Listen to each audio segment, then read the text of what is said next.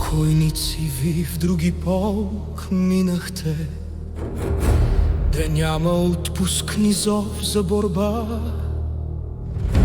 Ви братски се прегърнахте, легнахте и лека нощ навеки си казахте до втората тръба.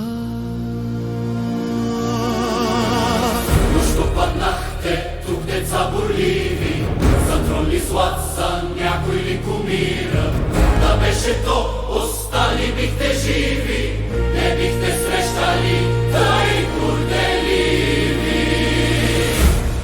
Куршума спете в мире, Българи, за тебе те умряха, една бе ти достойна зарад тях, и те за теб достойни майко бяха. и твоето име само кът мълвяха, умираха без страх.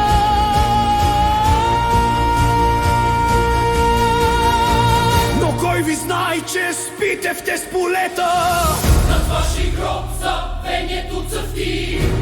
Кои сте ви, над сянката ви гледа? Не мисли никой днес, освен поета И майките свети.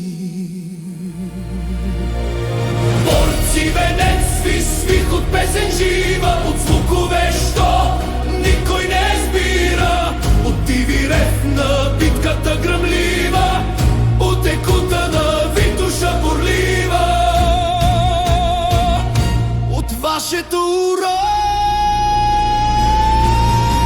и то с венец той няма да заведе, И тая песен вечно ще гърми из българските планини зелени, и славата ще вечна пее из тене.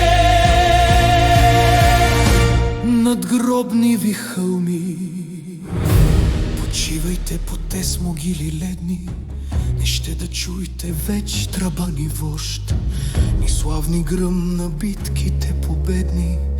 Към вечността е маршът ви последни. Юнаци, лека нощ!